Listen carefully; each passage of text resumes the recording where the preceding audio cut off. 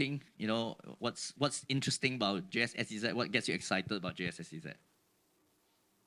I think number one, the stars are aligned. I think that's the key word here. From the state side, from the federal side, and of course, Yang di-Pertuan Agong is also from Johor. So the time and also the economic situation globally, what's happening with the trade wars, the situation in Singapore where the resources, they are looking into the next 5 to 10 years. So all this are aligned, as opposed to probably Iskandar, which was probably 10 years ahead of its time.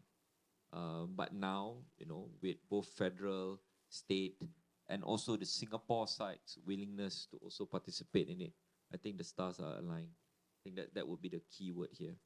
Great, thank you. Good start. Okay, I move to Szu Ping. Yeah. Hi, good morning, everyone. Thanks for having me. For me, right, I feel why I'm really, really excited about JS-SEZ is because I think we spoke about this earlier on in the earlier sessions. I was born and bred in JB. Went to school in SIGS, primary, secondary. Was in KL for a couple of years.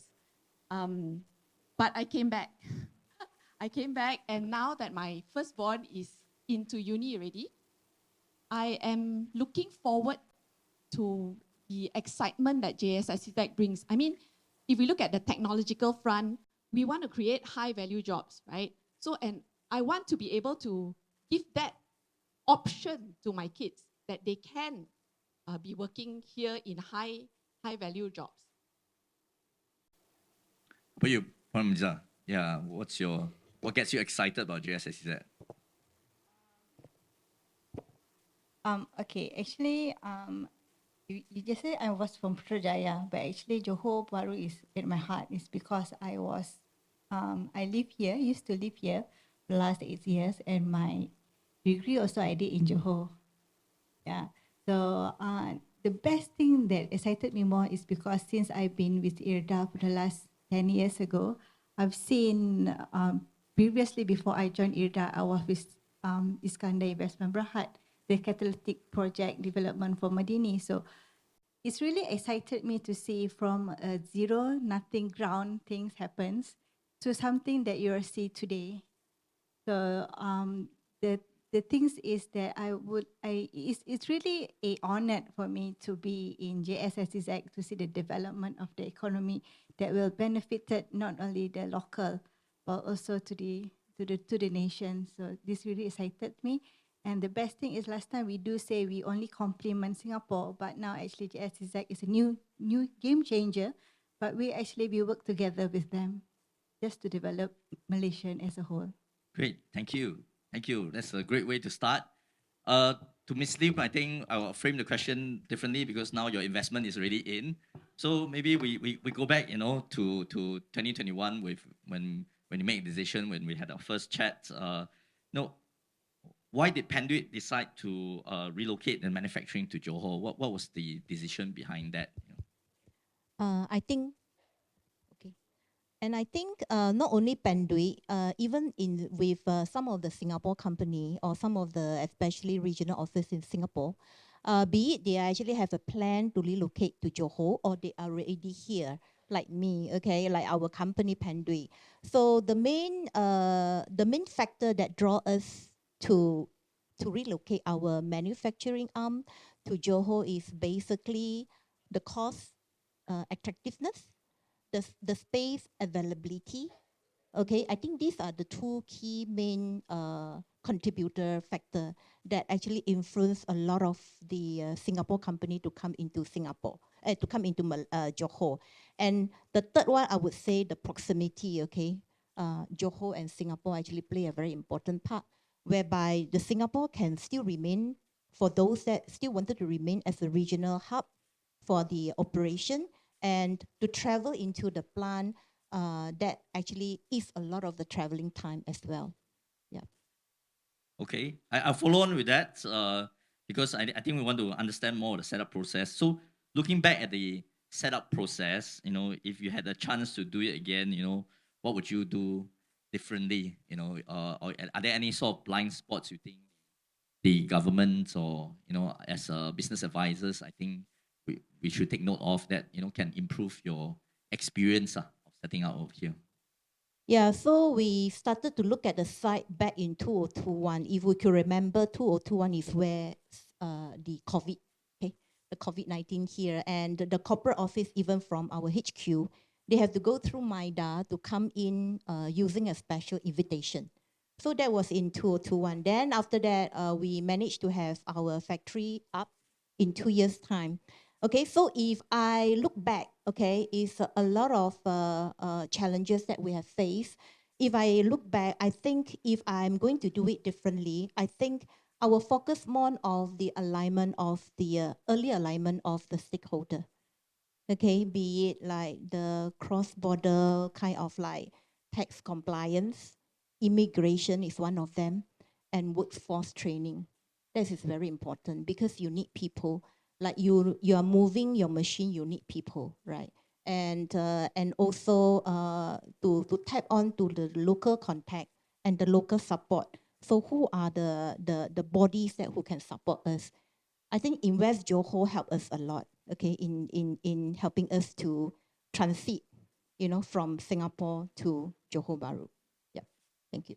Okay, we'll come back more later to some of the challenges that you currently face and going on. But let's continue on on some of the key areas. I think, as Puan Ameza just now said in the starting point, I think a lot of you are here because we're going to talk about incentives, you know, and as business advisors, we're responsible for communicating this a lot to our prospective clients and also helping our clients to be able to maximize the incentives.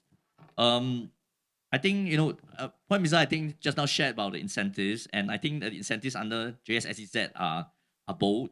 They target cutting-edge industries and mega investments. But this is a big shift from Johor's traditional investor base.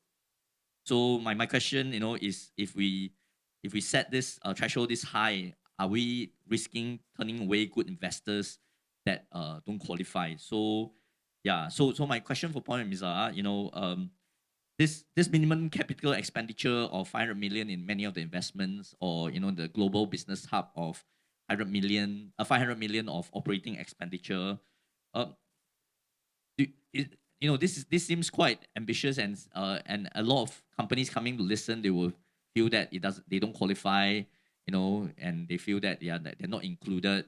So is this, you know, is this a strategic filter that is set from a policy point of view? But, you know, are we risking turning away good investors that just don't qualify? You know, sometimes it's not just about the big factory coming in. The ecosystem is also important. You need surface solutions. You need support services. So if we're setting it so high, you know, I think many of the accountants will find that a lot of our prospects don't actually meet this. So, you know, what's your view of this? Well, actually, when we designed the JS-SEZ incentive with the approving authority, yes, we designed it according to the criteria that was set up between the agreement between Singapore and Malaysia. So we are targeting for the high economic value, adoptions of technologies, net zero aspirations, and the high skill talent that we want to bring in. So that is why we designed the incentive in that way. But if you can see from my presentation, the sectors that we provide is very niche, is very targeted. But of course, there are also incentives that is still available through MIDA or MDEC or MGTC or MOTEC. There are also grants that are being available for the others companies that they are who are eligible to come in and apply for tax incentive. But actually, when we say very high investment value, because we don't only see that, we see all the supporting anchor companies that comes in that will be able to help this big investment company to come in.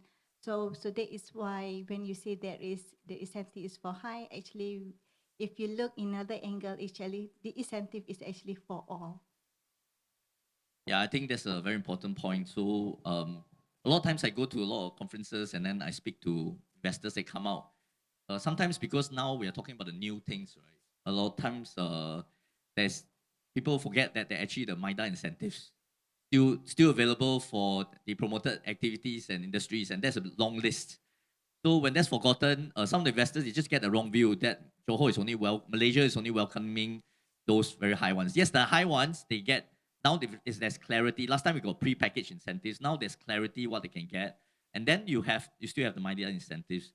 There are a lot of misconceptions. There's some investors come, they even see, they say JS-SEZ, right? Then they say, oh, Japanese come and say, oh, there's only Johor and Singapore, and Japanese are excluded. So sometimes as business advisors, I think we can play a role to help to mitigate some of these misconceptions.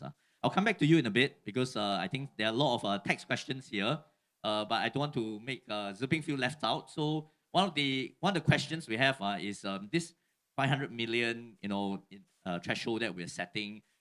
We want to attract very big companies, but then now the Malaysia has implemented the Pillar 2 global minimum tax. They have to now fill up extra return, and then if they pay below the minimum tax, they need to top up the tax. Doesn't this mute the incentive? Doesn't make it irrelevant? What's your view on this? Okay, so when we talk about the incentive versus GMT, right? GMT, basically, we all know, okay, it applies to big MNC companies, group turnover, 750 million euros and above. And there's a 15% minimum tax. But the thing is, when we go to MIDA or we go to IRDA to negotiate the incentives, right, there is always room for discussion. Can I say that? Yeah.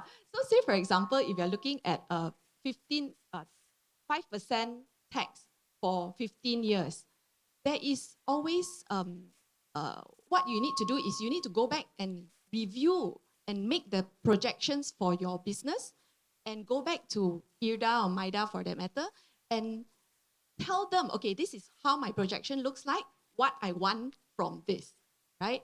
So I believe MIDA has been very open. They have issued a lot of survey forms in relation to which companies would be impacted by Pillar 2. So in those aspects, right, MIDA is actually taking suggestions as well from the businesses and from consultants as well. So we will be able to, say, negotiate other terms. Instead of giving you 5% for 10 years, maybe you spread out, okay, you pay maybe 10% over a longer period. So there are room for negotiation.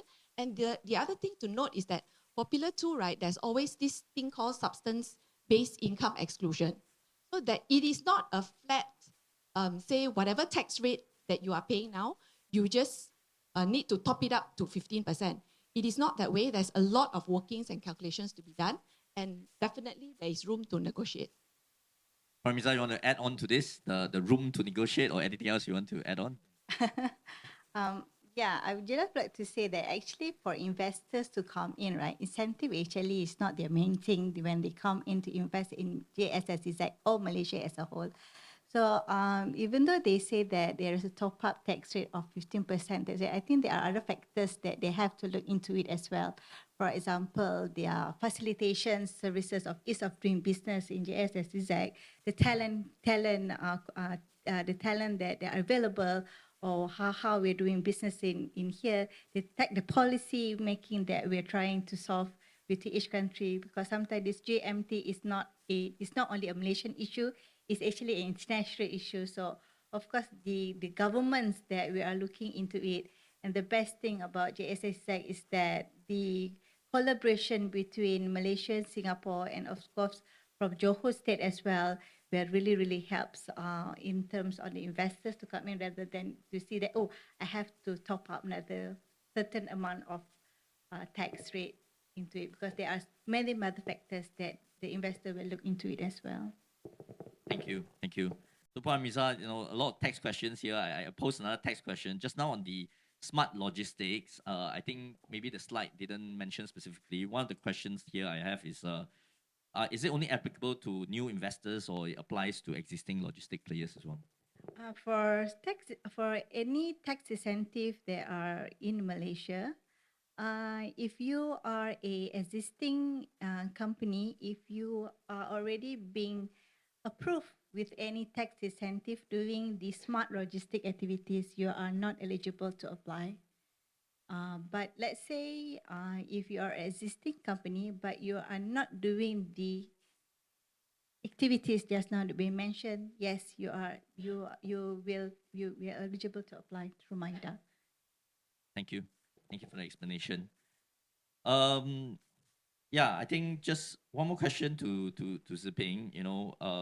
Yeah, from your point of view, right now, when we have a zone that targets advanced tech and high capex industries, I think Deloitte has done a lot of work to not just help with the tax incentives, but also with the licensing and all that. Do you think that what do you think are the critical readiness factors that must be in place for us to be able to attract FDI when it comes to, for example, advisory expertise, governance, reporting standards? What's in your view or your experience when dealing with this FDI? I think for this part, right, Deloitte focuses a lot on industry specialization. So that is very crucial that, say, for example, even if from the government side, the authority side, when they design something or when they come up with something, they will consult the key stakeholders and the subject matter experts. And I think that is very, very important so that we will be able to contribute on the practical aspects of things to make sure that whatever goal that the government is trying to achieve, that can be pulled through. The other part also I would like to talk about in terms of being close to your entire supply chain, right?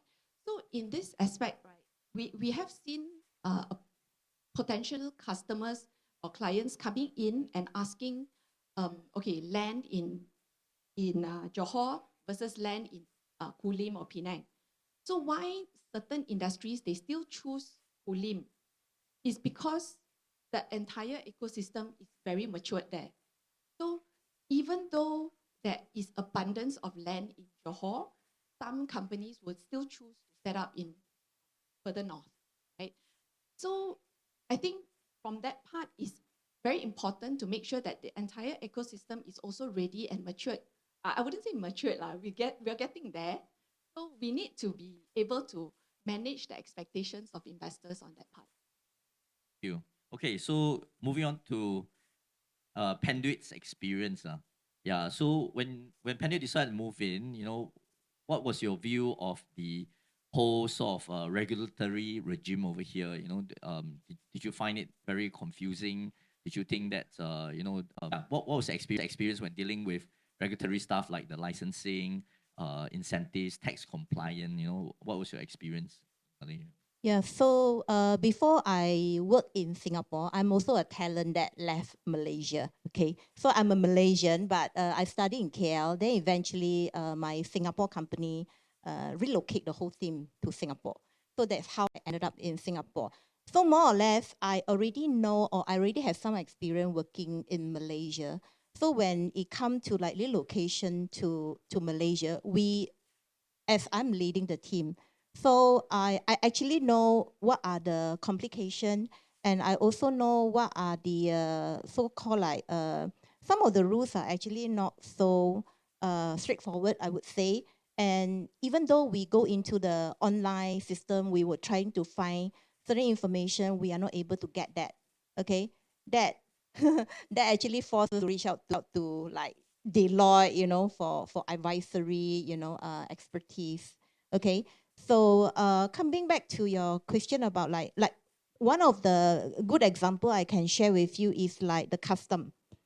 The rules and regulation is so complicated, and even we deal with the first officer, and eventually 2 years later the custom officer left, and they change role or they really rotate their role. And then the second officer comes in, and number one, we have to start all over again, trying to explain to him, what happened to us and what are the challenges and what are the file. And then after that, then we have to start all over again. And then the new officer may have a different kind of like opinion about the rules and the regulation, because the rules and the regulation is always subject to individual interpretation, I would say sometimes. So a bit of confusion. Okay, but we have gone through that. It's just a bit of inconvenient, I would say, that impacted and brought us some unnecessary kind of like anxiety, I would say. Yeah, thank you. I think a lot of the investors coming from more mature economies like Singapore or Japan, they often remark that they just want to see all the information on the website and the guidelines clearly. They don't want to have to talk to this officer say one thing, the officer say one thing. But I think Johor has come a long way. At least now, a lot of the agency has started to standardize a lot of their SOP. But I think that still continues to have a lot of work that needs to be, and especially now we are in a very in a regime where there's a lot of new developments, like e-invoicing and all that. So I think there's still a long way to go, but I think Johor has come a long way in trying to standardize a lot of SOP. Like the incentives there, the requirements now are getting clearer and clearer. Even the SFO now has been gazetted. A lot of the guidelines shared are quite clear now, but something that I think authorities will have to continue to work on, and advisors still play a big role to help our clients to acclimatize to the Malaysia culture. Okay, so I'm conscious I'm leaving Encik Najmie idle, so now we're going to come to a very important topic, talent as a key success factor. If you go to the IMFCJ website, it has named talent quality as one of the key success factors for JS-SEZ. But let's be candid, talent shortage is a perennial key challenge in Johor. Now, indeed, Johor has a lot of good talent, I think, or Malaysia, but Johor definitely has a key talent. If a China company wants to locate here, they can find someone who speaks Mandarin, and very easily. Someone comes from the UK or from America, or even English is global language. Someone who can speak English very well, very easily. So Johor has this. Someone told me that they chose Malaysia because they went to the Vietnam and the MIA equivalent there, and they could hardly speak English, and they just felt very confused after discussing that. Whereas MIA could communicate with them very well, and they showed them around all the sites and arranged for them. So Malaysia definitely has a key advantage when it comes to a lot of the skill sets. But Johorians, we are always suffering. A lot of firms and also businesses, the key bottleneck is talent. So we're going to talk about talents now. Okay, so we're going to start off with Encik Najmie. Okay, so I think some of my pre-prepared questions he has really answered them, because he has really tailored it to finance. But I think one question I want to ask you just now, Ibrahim from Yayasan Penaraju mentioned about the dire situation in Johor. And it's really surprising to me because we keep saying that there's not enough talent here, but then we hear about unemployment, we hear about people not taking up courses, What do you think is the problem here with Johor, and how are we going to navigate out of this mess? Yeah, sorry, a difficult question that was not in my pre-asked question, but that just came up to me just now. Yeah. Well, to be fair, actually this issue of quality and attitude, right, is something that is an undercurrent to the overall discussion on talent shortage in Johor. While we, like I mentioned in my presentation, we have the raw numbers, right, in terms of number of school leavers, number of young people entering secondary schools, number of people actually enrolling in higher education here in Johor. It's all relatively high compared to your other states. But most of them are here. Some of them are enrolling here. They are not from Johor, actually. We have some of the premier technical institutions here in Johor, UTM and UTHM. They get a lot of students from outside. And these people will go back to where they are coming from, or they go to KL and Penang to work. Now, that's number one. So you have a huge migration of people who are studying in Johor, graduating in Johor, but working somewhere else. Then the Johorians that are left here anyway. So the discussion on changing culture, changing attitude is something that actually Datuk Nur Azam of Erda is also, he's commenting that all these initiatives that we are putting in is to produce the number, but whether the attitude and the competency to remain here is being developed or not.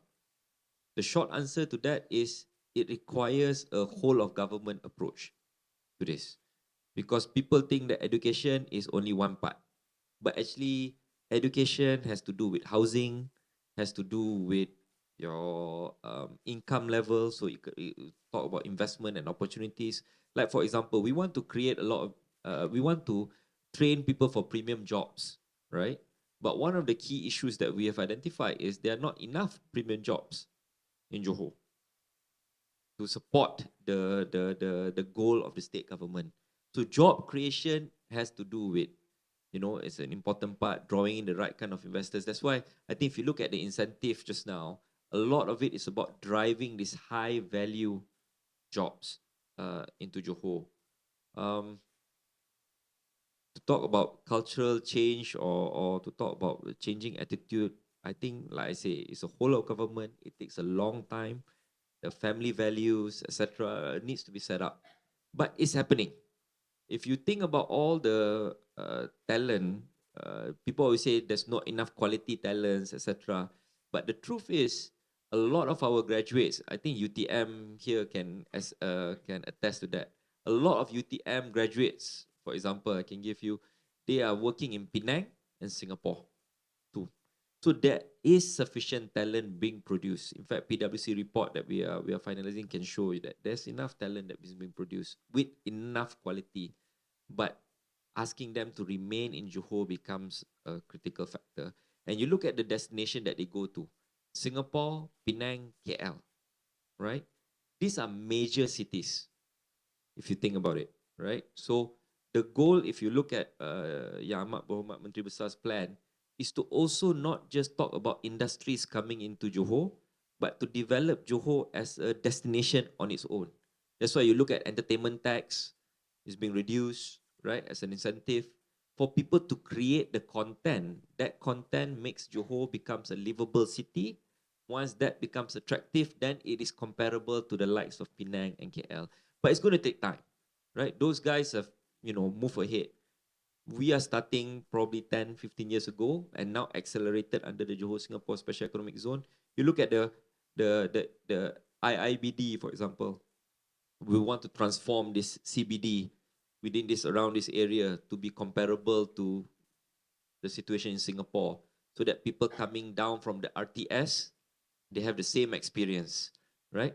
Now that is going to take some time, but we have recognized that. So with the Menteri Besar and the state government, the idea is to live, play, work, right? Those are the three elements. And if you don't have that and you only focus on producing talent, then the retention and the kind of people that you continue to attract here in Johor probably be, like you mentioned lah, there will be some issues on quality and things like that. So whole of government approach, the state government is aware of it, and like I say, the stars are aligned. All the development, you see your zoo, your zoo is set up here. Your jail has also been converted into an entertainment area. Betul, yeah. First to see a jail to become a entertainment punya area. Some creative ways that they have been working to create content in Johor. So hopefully then budak-budak or school leavers are no longer attracted with the bright lights of KL and Penang. You don't see them going to Kuantan, for example, right? There is a reason why, because of the city, metropolis. So the one of the strategic goals of Johor is to develop JB as a metropolis town itself. So, yeah, thanks. Thank you. Yeah, I think ecosystem is important. It's not just about the tax incentives. Want to attract all these high-paid people to want to stay in Johor. The whole ecosystem is important, and Johor has changed a lot. When I first came back from the UK in 2006, the best mall was I think City Square or Plantong, and now we have so much more options. So that's all part of the whole ecosystem. So I want to direct question to Mee Lih now. Okay. So when Panellists decide to move, I mean, we talk about a lot of Johor talents or or even just labor who are working in Singapore, supporting Singapore economy. So when Panellists decide to move your factory operations from Singapore to Malaysia, I guess there will be a lot of Malaysians working in your factory, right? So was it quite simple, just ask them to take a slight pay cut, maybe 2/3 of their pay in Singapore, and then just move to Malaysia? Is that how easy it was to just move across your factory from Singapore to Johor? No, definitely not. So our factory last time located in Tuas. So Tuas and the second link are actually very near. So most of our operators actually commute daily. They're Malaysian. So when we moved to JB, and of course we offer them to come over, and a lot of them reluctant to do that. Of course, number one is talking about the pay package. Okay. And number two, they are actually looking for working environment, okay? Because in Malaysia, I think most of the working environment, like you need 2 shifts, okay? Morning shift and night shift. But in Singapore, we do 3 shifts. So they find that when they come to Malaysia, they have to work harder and work harder for 12 hours, So even though we provide overtime, this and that. So we wanted to convert them actually. We wanted to convert them to work for our Malaysia plant, but only about, I think, out of 100, maybe about 20% accepted the job. Okay, so 20% of the operator accepted the job. Of course, for the Singaporean, I'm not sure whether here there is a Singaporean definitely say difficult. Yeah, because if they have a cost of living to support in Singapore, and then they have to take a pay cut in Johor, is definitely cannot be sustained, right? Yeah. But is it because you don't pay enough? Is it because you try to offer like 1/3 or half the salary, but maybe they want only 20% decrease? Is it just a matter of pay in your opinion, or there's more factors? I think pay is still the first consideration. That is very important because they have been used to that kind of like lifestyle, I would say, with that kind of like suddenly your purchasing power has actually reduced, So that is definitely one. And of course, some of them is just we actually release about 200 workers in Singapore. We pay them a package, okay, based on the year of service that they have with us. And some of them took the package, and some of them actually trying to see whether, number one, they can find a job in Singapore. Okay, so some of them after a few months, they try, and then they think that difficult, and then they actually come back and then join us. So I think pay is still number one consideration. Yeah.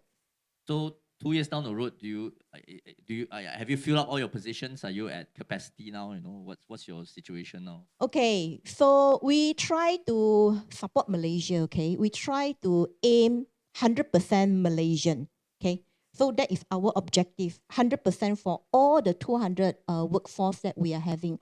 But after trying for 1 year, I think we gave up.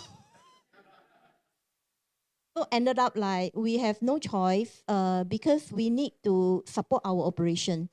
So we got no choice. We got to import in immigrants, 20%. Okay, we import in immigrants. We import in Myanmar workers, operator. For 20%. Those are all on operator level. And I can just share like engineers. We have a full force of engineer of 7 engineers. So we managed to hire them in the first 2 years. And then now in the 3rd year, 4 of them left us. So out of 7, 4 of them already resigned and left us. Where did they go? Go back to Singapore? Or? No, some of them, no, actually they are all Malaysian. They are all, I'm not sure whether they are from Johor. Some of them are, get a job in Singapore. Some of them actually because of the economy powerhouse that we created, right? You invite a lot of investors, which is very good for Johor, but it's a challenge for the business as well, when you really need to fight for the talent. Okay. So yeah. Maybe one more question for you. I want to move to accountants now. So from your perspective, from the industry perspective, how important was it to have the right accounting and finance talent available locally when decide to shift your operation in Johor? Did you have the right talent? That is very important. The right talent, at least that have to be familiarized with the cross-border tax. Okay, because Malaysia and Singapore, we will have a lot of movement of in terms of the goods and services. And number two, regulation, Malaysia regulation is very important for the local accountant who will be able to advise the leadership or the decision maker about what will be the impact of certain commercial decision, you know, so that there is no compromise, you know, in terms of the regulation. So I think it's a very important, but that also, we also face a lot of challenge to get such talent. Yeah. Okay. Puan Ameza, I know you're more in the tax policy side, but I think IRDA has had a long history of engagement with investors. So my question to you is when promoting Iskandar Malaysia and now JS-SEZ to foreign investors, how often does the availability of skilled financial and accounting talent come out as a consideration or as a difficulty for foreign investors? Actually, for finance people, right? Actually, it's very, very crucial, and it's very, very much demanding. It's because when we're talking about we are talking about the application of the incentive. When the authority or when we go and fight at the National Committee of Investment, wow, very tough one. We will fight based on the documentation that are prepared by the finance people. Yeah, so you will see on the business proposal, their P&L, the profit and loss. And also we also see how much is the operations or the OPEX or CAPEX. Because as you see just now, one of the criteria of condition, you will see the adequate amount of operations. And there are also some fixed amount of the CAPEX. So that is where the expertise of the finance people will need to see. And then we also need to see, is your table, is it accordingly or not? Are there any, for example, sometimes, yeah, I'm also a certified accountant, so I can read the financial statement. So I can really, from first step of it, I can really say, okay, this one, tipu already lah. This one is creative accounting, you know? So that is very, very crucial in terms of the prior you go for your tax application. So your expertise then is not only for the tax incentive application, but it's also for the determination of that company, whether they are viable or not to come in and be with us, or even though if not to apply for tax incentive. Sometimes they will be able to advise not only the revenue or the coming in from in, they will also be assessing the risk that the company will be taking when they're coming into the investment into JS-SEZ. And your finance team will also be able to advise which are the correct tax investment you take. Either you want to go for business investment tax or you're going to go for ITA, your investment tax allowance. So they are very critical. But as you know, don't be surprised that for finance teams, right, it's actually a critical occupation list in Malaysia. So we really, really need all these accountants, all the professionals to come in and help, not only the high investment coming in, but also, as you know, there are also some other new investment. They are very, very new to come in to really advise them on this journey to invest in Johor JS-SEZ. Thank you. Yeah. So very important point on the talent corps critical occupation list. That means those that are key shortages in talent. Actually, finance manager is on it lah.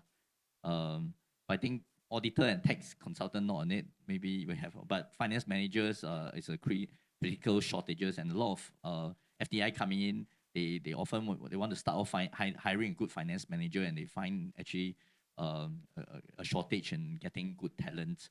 I'm sure those who are auditors here will know lah. You know, sometimes we really suffer when we audit some of the accounts. Yeah. So with that, I want to pass the next question to Szu Ping. You know, when it comes to JS-SEZ, era, we're starting to see a lot of international foreign investors coming in, and suddenly we have to start. And now with a lot of developments in our local tax and international tax considerations become very important. You know, how do you find the maturity of talent available in Johor now? You know, especially for Deloitte, for you all to advise in this. Do you have enough talent? You know, and where do you think some of the key areas we as accountants you think we need to develop these skill sets? More of these skill sets. I think in terms of capability of talent, because our industry is constantly evolving, right? If you talk about tax, there's so many changes. Every year you go through, I don't know how many finance bills and gazette orders and whatnot. So it really is up to the individual person itself to be hungry enough to learn and pick up things on their own. That's very important. And in terms of exposure uh, to global issues, that is another key aspect. So I think J. Ibrahim also mentioned just now, I was very keen listening very keenly on the financial trainings that you're providing, which I think it is really important, because if I look back at my team, right, I want to also be able to pick up people who I think who are hungry enough to want to participate in those training programs and upskilling. So yeah, I think we have some ways to go, but the key is our own attitude lah.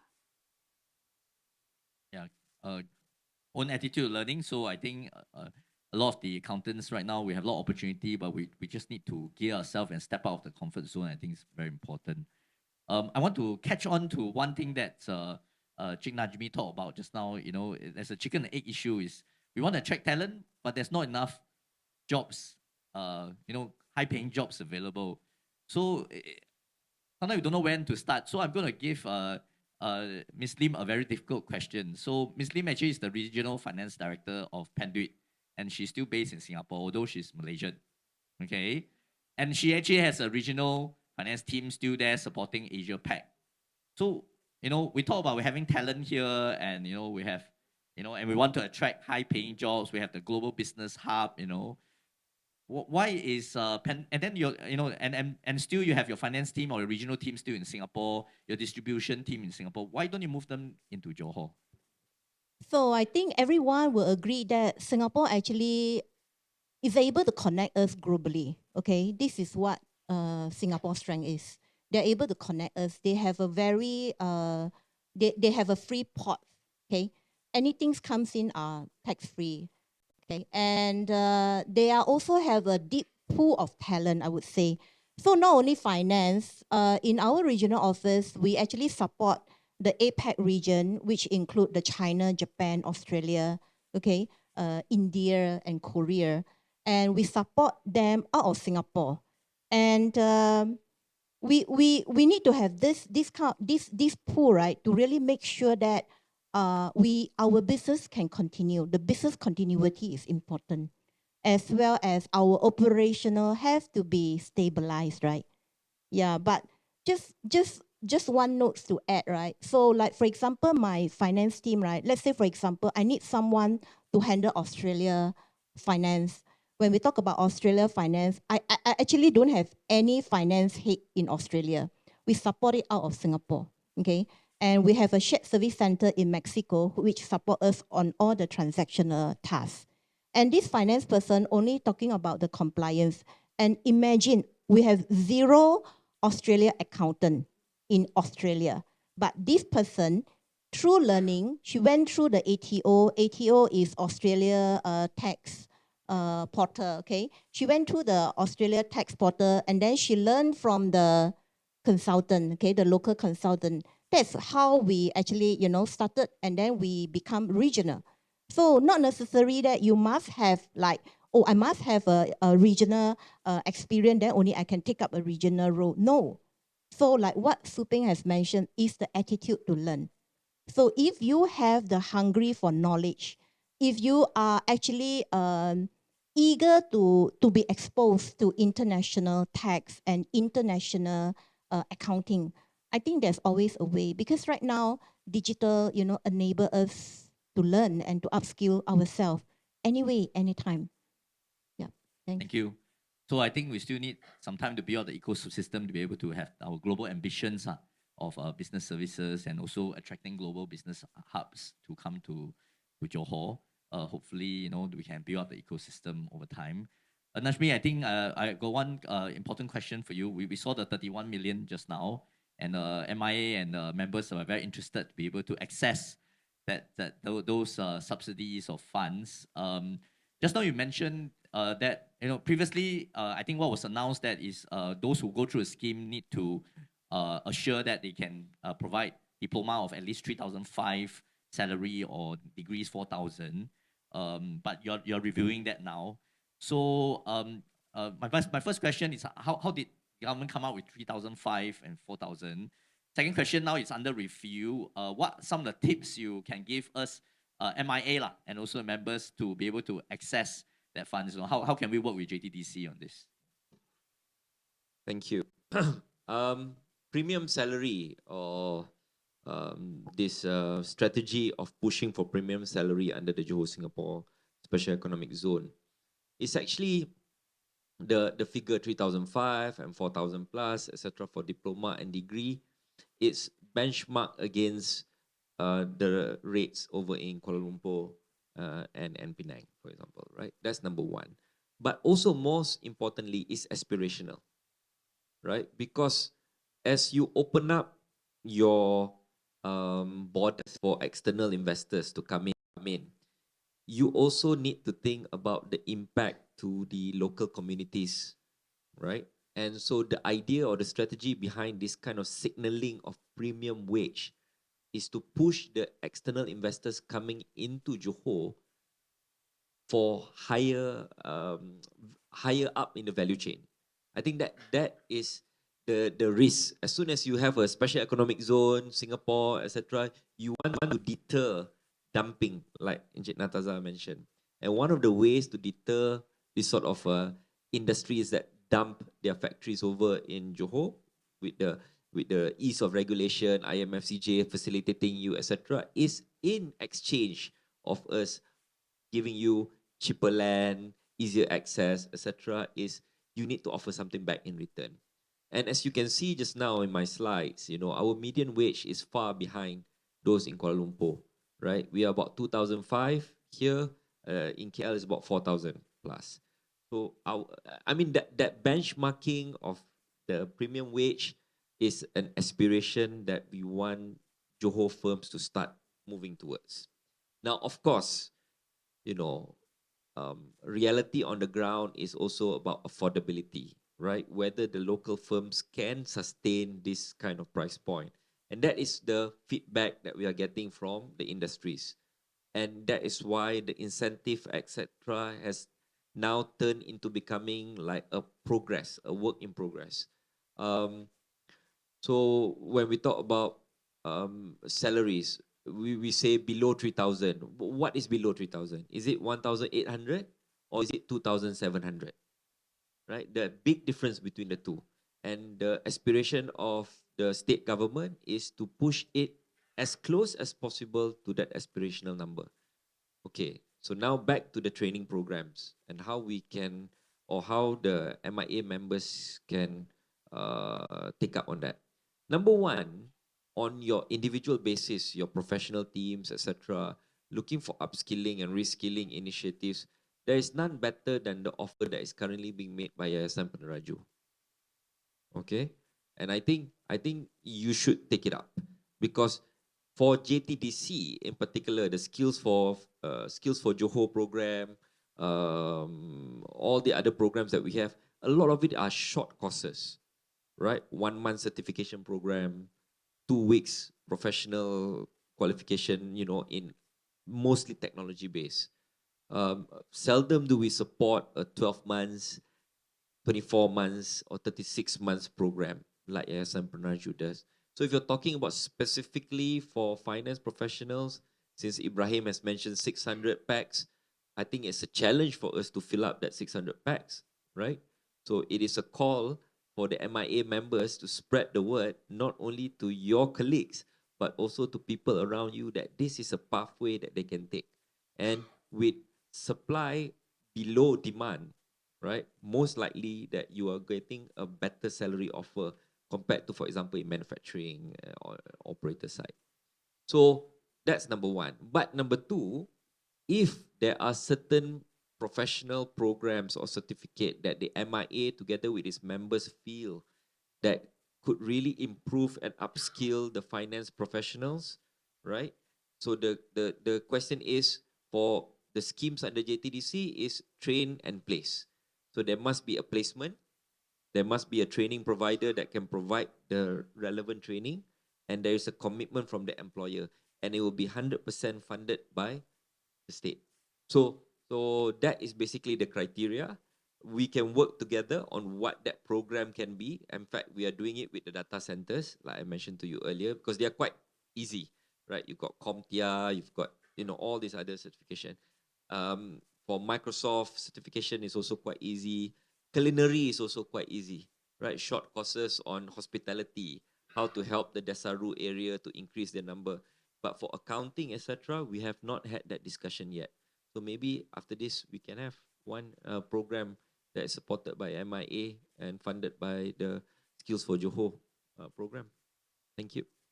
Thank you. You've heard it from Encik Najmie, who's on the management board JTDC. I just want to advertise.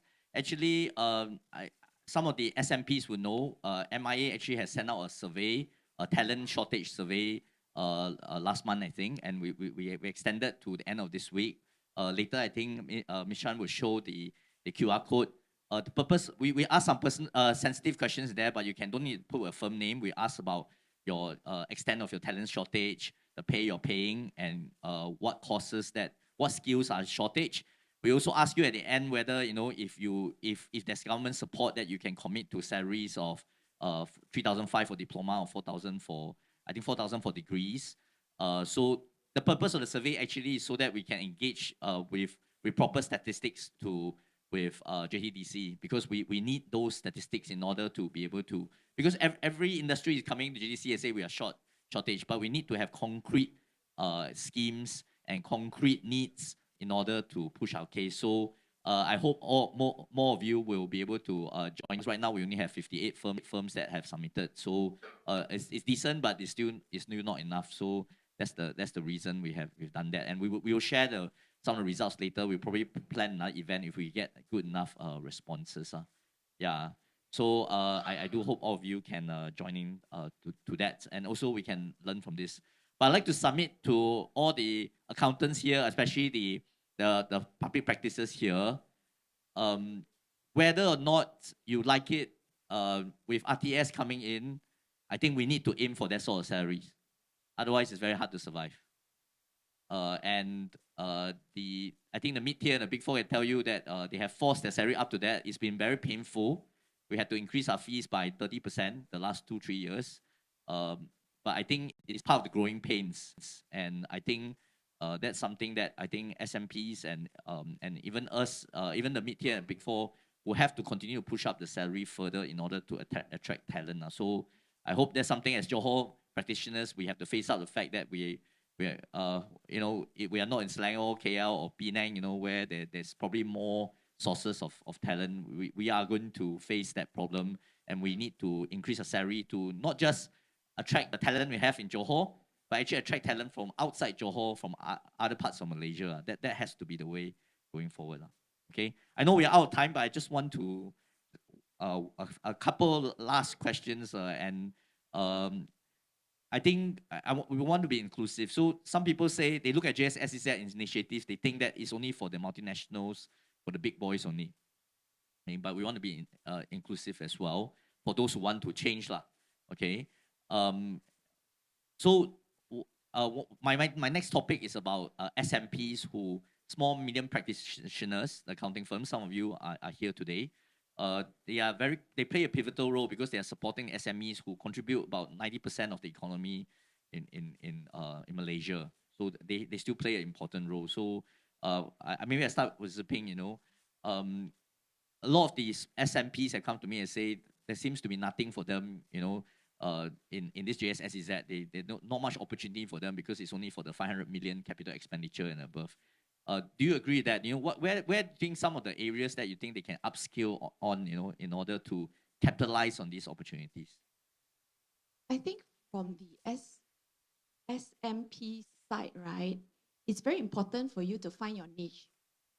You don't have the luxury of resources, so you want to focus on specific areas which you do best. And I think that should be the key lah, because we can't play everywhere.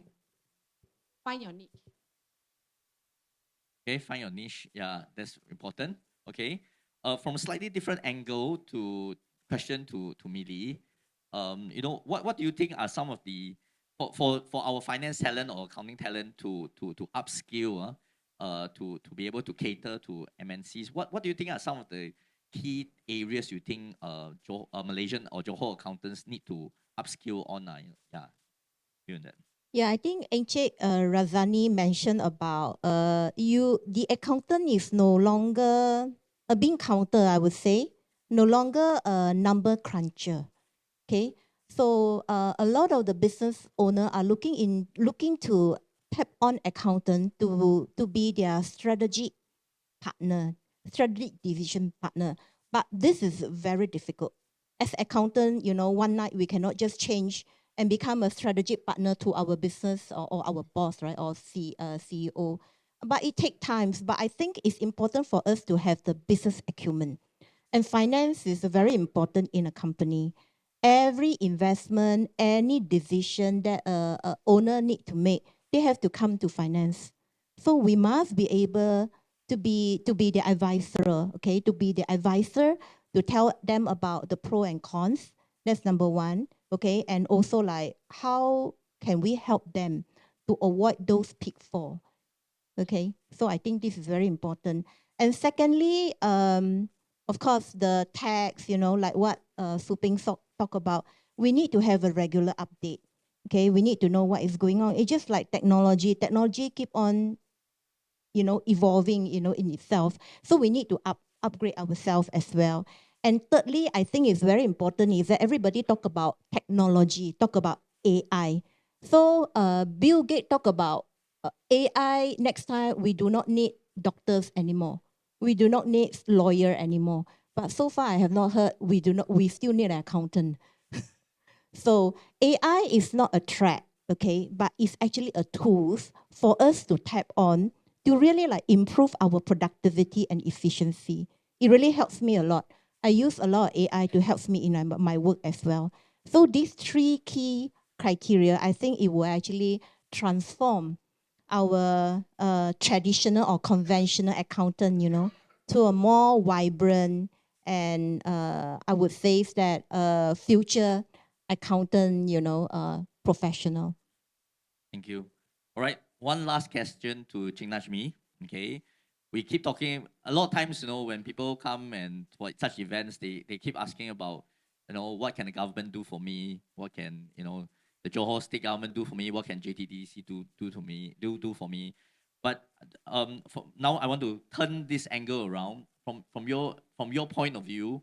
What do you think MIA firms or accountants can do more to support the government initiatives to increase the talent pool in Johor? What do you think we can do more to support all these initiatives? Yeah, I switched off my mic already. I thought that was the last question. Okay. To be completely honest, the kind of engagement that this kind of session and then subsequent to this, and then with Yayasan Peneraju committing the numbers, and in my mind, we are thinking of how JTDC can quickly fill up that 600 spots. There's a challenge, right? On the ground activation is moving, right? So from the member side, you know, fill up the survey from them. We have a baseline data that we can look into. We can see where the gaps are. We've got representative from so many of the business schools here, from UTM, UTHM, you know, from the Henley Business School as well. So what we are trying to do is to work and connect between these two parts. And so subsequent to this, there will probably be an industry academia exchange exercise that we normally do, like a workshop. So you can, you know, you can participate in that. And that's from JTDC side. But from the state side, you know, echoing from what she mentioned just now on specialization, I think we have to be creative, right? Like inevitably, what's going to happen, whether we want or what we don't want, JS-SEZ, whether in its formal form of JS-SEZ as an economic zone or without JS-SEZ as a formal economic zone, this idea of Singapore and Johor working closely together is going to happen. Whether there's tax incentive or no tax incentive, etc., that is just to lit more the fire. But in 5 years, 10 years down the road with RTS, the super fast lane across the immigration, QR code, etc., this is happening, whether we like it or we don't like it. So strategically speaking, even at Johor Corporation, we are thinking on how to capitalize on this opportunity and think a bit more regional, a bit more bigger than what we are thinking at the moment. So for small, medium firms, I think you need to start rethinking about how your business operates as well. It could be as drastic as mergers and acquisition ideas, right? How to scale up your business considerably, how you can leverage the small enterprises and specialization and work together as a one solution to your clients could be an idea, right? So that requires a totally different way of thinking. But I think that's the only way that you can face the kind of challenges that we are seeing across the board, from AI, from immigration, declining, birth rate, etc. These are all 10, 15 years mega trends. And if you want your firms to survive 10, 15 years down the road, this has to be part of your strategic thinking already. And what we offer, to be honest, Nataza knows this as well, it could last 1 year, 2 years, 3 years. This kind of financial scheme, etc. We don't know. It could last many years down the road. This is not a long-term solution. The long-term solution will come from changes in the way that you operate your business, the way we do our education system, a lot of structural changes. These are just very short-term measures. So hopefully, this session starts your discussion with your partners within your firms on how to reposition yourself within the Johor-Singapore Special Economic Zone. Inshallah. Thanks. With that, I think we'll wrap up today's session. Please extend a big round of applause for all our panelists today. Thank you so much. Thank you, Mr. Wong and panelists, and we hope